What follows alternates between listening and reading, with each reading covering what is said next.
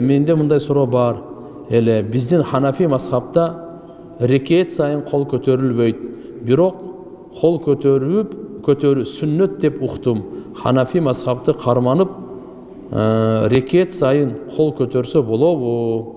Алла разы болсун. Жо, мисалы тугандар караңыздар, биздин Ханафи мазхабта бир эле жолу кол көтөрүлөт. Намазга киришкенде.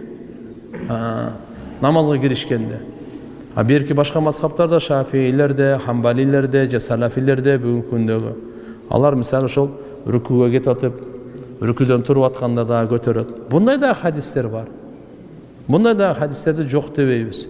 Бирок карап туруңуз, пайгамбарыбыз өмүрүнүн баштан аягына чейин рүкүүгө кетип кол көтөргөнү жок. Сахих хадисте, сарих хадистерде жок. Бир жолу көтөргөнү бар.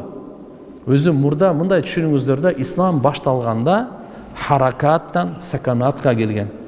Мурда намаздачы көп кыймыл аракет болчу да. Башында сүйлөсө боло берет эле, жооп берсе боло берет эле, намаз окуп атып бирөө келип кандай десе нормально деп улантып кете берет эле, басып жүрөт эле. Мурда кичине кызуу болуп да намазга келет эле. Анан барып азайганда булардын бардыгычы акырын. Анан кийин саждага барганда да кол көтөрөт эле. Шиялар көтөрөт азырчы. Мисалы саждага барганда көтөрөт. Саждадан тургандан кийин көтөрөт. Түшүндүңүздөрбү? Алар да ошо хадистерде келген. Бирок ал акырындан аракеттерди азайткан. Намаздын ичиндеги кыймылдарды азайткан. Бул исламдын маданияты, исламдын жобосу, таризы ушундай да.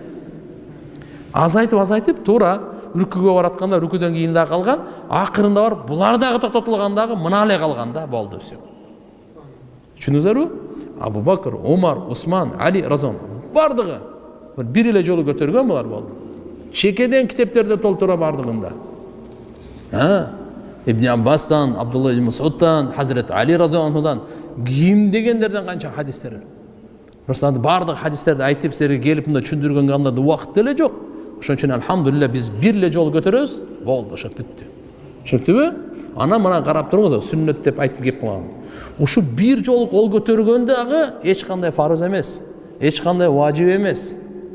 Бул суннат гайры муаккада, мустахаб даже.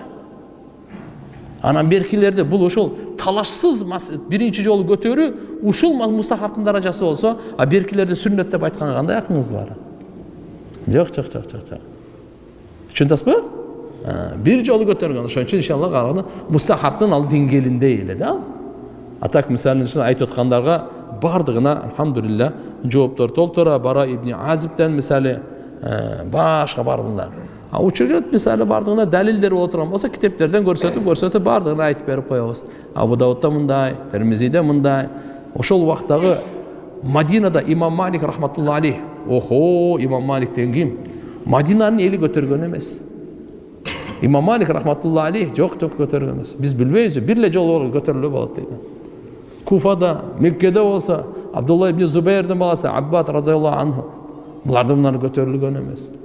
Ошон үчүн иншалла бул баягы 4 мазхабтын ортосунда киши талаштуу маселе. Орта Азия алхамдулилля Ханафи мазхабты карманып келген. Ошон үчүн бир эле көтөрүп калганын көтөрбөгөнү жакшыраак да. Түшүнүктүүбү?